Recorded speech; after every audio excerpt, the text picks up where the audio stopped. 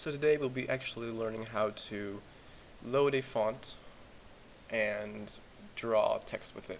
So let's get right into it so we don't take as long as I did last time. So first thing we're going to need to do is you need to open up your font class, and we need an instance of texture. So private texture, font texture. Okay. Okay. And then public texture load font string location. So let's return null, and we'll create a new function, a new method called public void bind font texture dot bind. Okay, so we need to load up the font texture. So this is literally just a texture,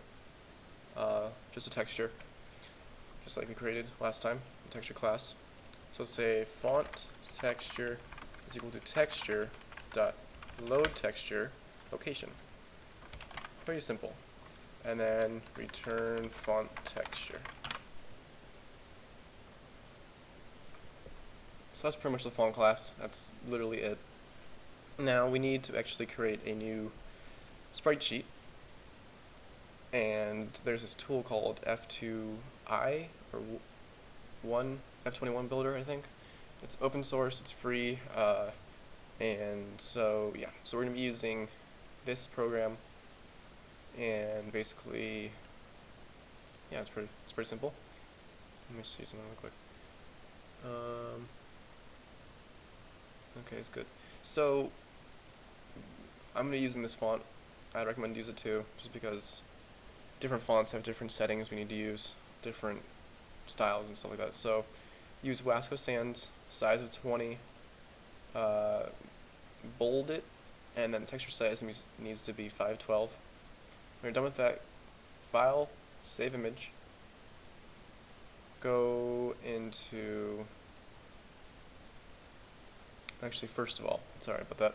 First of all, go back into your Eclipse, right-click on Pancake Voxels, or whatever you named it, new folder, call it res for resources, hit finish, right-click, properties, Java build path, add class folder, res, okay, okay. Now if that was too fast, I pretty much just added the folder and put in my build path. It's a class folder. I imagine you've probably done this before, so now we can go back and save it. So file, save image, res, and I'm going to call it Wasco, save, F5 reloads the workspace, so reload it, and it should be there. Good. Okay, now we need to go to, before I forget, actually, don't use alpha. Save image. Okay, so make sure these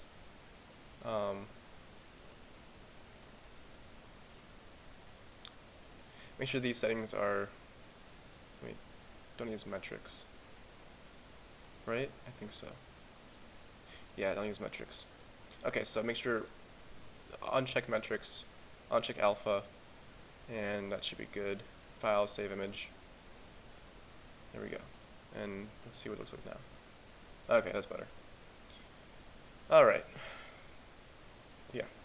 So now I created a convenience class again in my GLUtils library. Now, if you downloaded it from the first video, I'm sorry, but you need to re-download it again because I actually added a class. I added the text class. So if you have the old version, you'll need to download the new version again and add to your build path. So, sorry about that, but let's go into world, because what we're going to do is we're going to, I want to render out the keys, or not the keys, the position and the rotation and the FPS, actually not the FPS, the position and rotation. So, let's create a private font import that, and then font equals new font, and then just type in the name, so wasco.png. Oh, sorry, that's the constructor. Oops. Font.load font of wasco.png. Okay, so now we need to learn how to render in 2D and 3D and switch between them. Let's go down here, make two new methods called public void render 2D,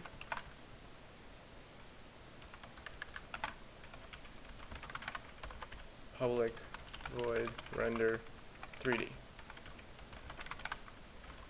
Alright, so in here we'll say render 2D and then render 3D. So pretty much when we call these methods, it'll render 2D first and then it'll switch to 3D mode. So it'll render in 2D and then 3D, and it'll look like the 2D stuff is literally just on the screen,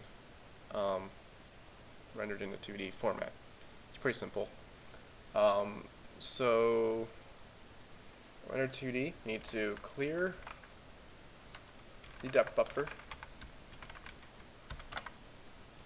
and we have not imported OpenGL yet, or .LWJGL to OpenGL.gl11. Okay. GLU port of 0, 0, main dot width, main dot height, and I don't know if it's actually necessary since we already have a viewport call. We'll put that in there just to make sure. And then we do, actually no, let's do this above here. So sorry about that. Let's do GL matrix mode GL underscore projection. Remember, this is for actually putting points onto the viewport, the display, and then GL load identity to reset it. And then GL viewport, GL, let's see, GL ortho of 0, 1, 0, 1, 0, 1, 0, 1, negative 1, and 1. So it's pretty much saying the let's see, left, the right, I believe, yep, it's the right, the bottom, which is going to be 0, the top, which is 1, this is the near field, and this is the far field, or the far, whatchamacallit, far plane, just like we did in here. But we just said it's a 1, negative 1, so we don't have any depth at all. So let's go back to the world class, and then GL matrix mode GL underscore model view, and GL load identity again.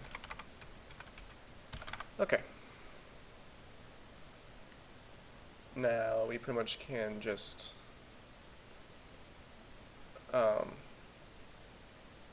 oh, one thing I forgot to do in here, sorry, before I forget, we need to enable the depth function. So depth test, I mean. So GL enable GL underscore depth underscore test. That's pretty crucial. And we need to here. Just change this back to that. There we go. And then we pretty much can just copy and paste this into the world class for 3D. And this will be main dot width, obviously, and main dot height. Okay, so the text class is pretty easy to use. So we'll say text dot render string. Now it takes the font string, x and y location, and a scale. There's also another one for the character width and height, but we're not going to use that one. It's a little longer, we don't need it. So render string of font, let's just say Pancake Simone is the best pancake of them all. X will be 0, Y will be 0.95 F, and the scale will be, I think the scale should be something like 0.5 F. Now, wait, what's wrong?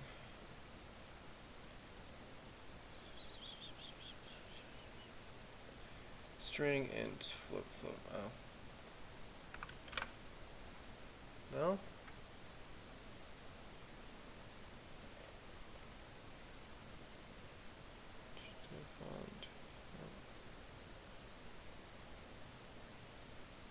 Hold on, this might be something wrong with my library. Oops. Alright guys, well I actually screwed up. We don't actually need the font class. I already have one in my library function, library function. So you can just delete this and then delete the import and just import the one from my utils library. I just basically showed you how to create the font class. It's literally the same. Here, I'll show you it. It's just this. It's the same thing. You said, but we have a resource manager, which I have not introduced you guys to yet. I'll introduce you guys to it later. But it's literally the same thing. So, but as you can see here, load font actually takes two strings. One is for the name, which is for the resource manager. One is for the location of the image. So we'll just throw in another one. This one will just be, let's say, default font. And that should be good. Let's go ahead and start her up. Yep. There you go. Alright, so now let's actually render out the camera, X and Y, and stuff like that. So, let me make sure that it was at the correct position. Yeah, okay, it's on top of the screen, so we're good. So, let's say text render string font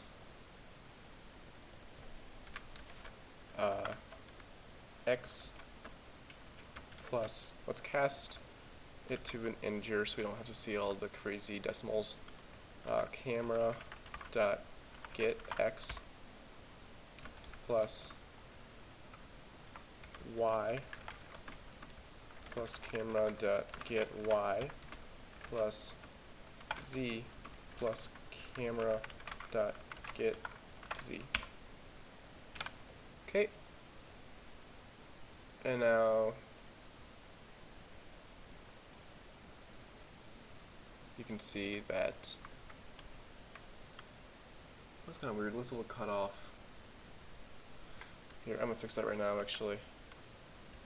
Well, I think I made the font a little too big. So let's go ahead and change that. Oh, oopsies. I forgot to, I deleted this earlier. Hold on, keyboard.keys.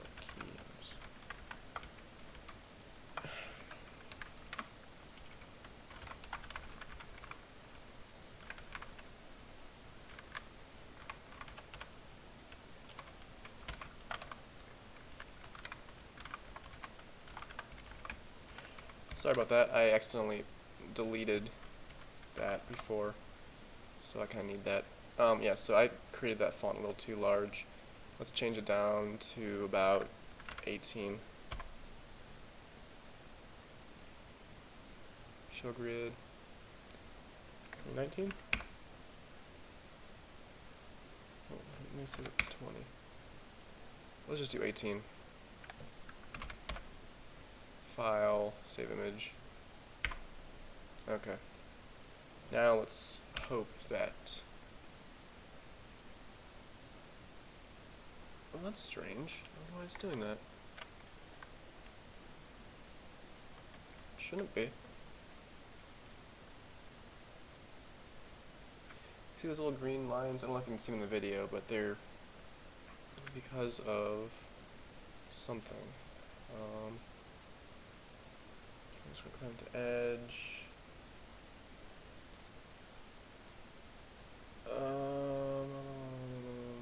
Geo_nearest. Let's try that.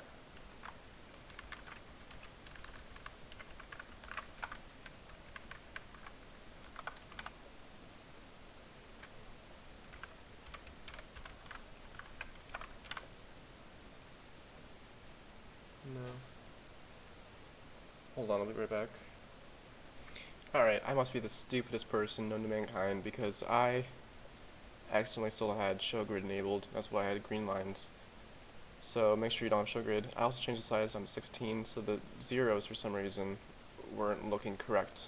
So just save it like that with size of 16. Make sure show grid is off. And now it should look like this. And because it's so spread out, the spaces are so big, I'm actually going to go back into world. I'm going to delete these spaces right here. We don't really need them. Use it too much space. Puns. Alright, and if you run it again, it looks a little better, I think, in my professional opinion. And so, just copy that line, change the Y position to 0. I want to say like 1.5. Yeah, it's pretty good actually. And then we'll just say rot x plus camera to get let's see, yaw, pitch, and roll. I think this is yaw. Right, because yaw, pitch, I can't remember. I think this is pitch though.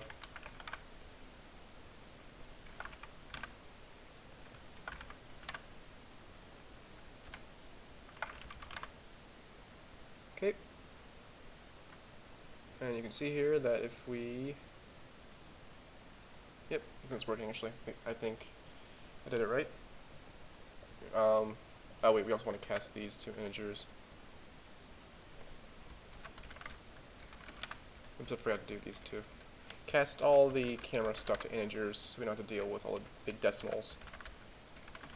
Unless you want to cast them to doubles or something like that. You can cast them to doubles, I guess. That'll probably look better than integers anyway. I just want to have like huge numbers scrolling across my screen. Oops. This should go right here. Okay. Now the last thing we're going to do, just making sure this looks right. This looks... Bah. Bah humbug. Okay. We'll just do integers for now.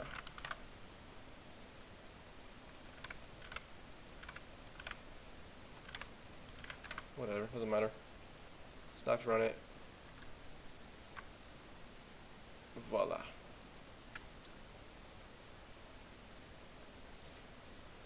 And it works, as you can obviously see.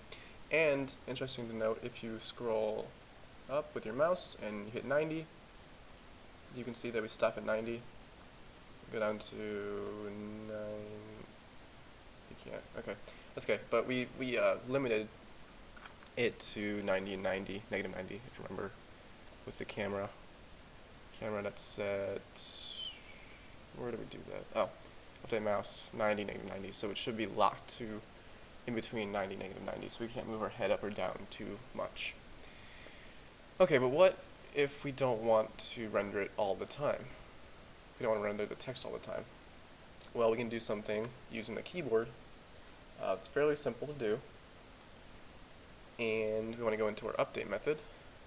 Actually, I'm going to create a new function or method, sorry. We'll make it private void input. Copy all this into there. This was not as messy. And then call input. Alright. then we want to say while keyboard dot next, and if we look at it, it's pretty much saying, oh damn it. Well, I think I have it somewhere over here. It's pretty much just looking at the next state of the keyboard. So yeah, I'm gonna say if keyboard dot dot get event key state, and then if keyboard dot is key down, display drivers are crashing again. Keyboard dot key underscore F3. Oh damn it. F3. It's funny because my computer isn't bad at all. It's actually a decent computer, and I don't know why it's crashing so much. So let's create a new boolean. Render text. Set it to true for default. And we'll say this and not actually and not render, yeah, not render text. Render text is equal to false, or should be true. True. Then we'll just copy and paste this method right below it and make sure it's, if it is rendering text, we'll set it to false. So then down here we can just say, we'll make a new method again, call it private void render text, and then we'll copy and paste both these lines into here. Actually, we'll just copy this line too.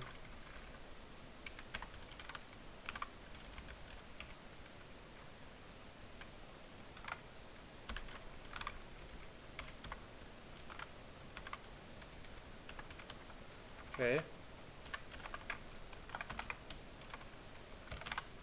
We'll say if render text. We need brackets there, actually. It's such a simple statement.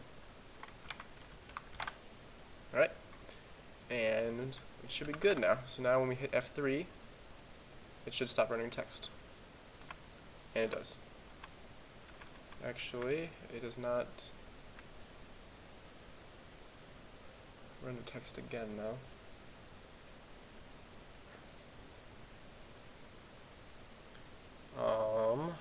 Well, that's a problem. If render text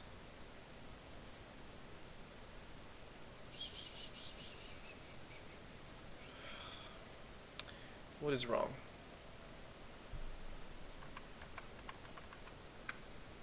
That is weird.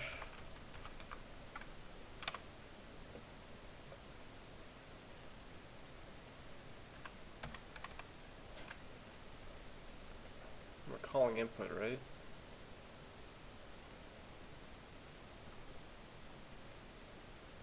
Hold on. This is, oh my god, this is so stupid. Oopsies guys, I'm sorry. I forgot to put the else here. Else if. So, yeah. This now it should work. And it does. And I'll remove these print statements. And we can set this back to true. And voila. Works fine. So now you can play around with that. You can put text onto whatever you want. And yeah, so that was pretty much 40 minutes of, if you count the last episode, of loading up textures and font drawing and stuff like that. So I hope you enjoyed it, because I enjoyed it. And we'll see you in the next episode, guys. Goodbye.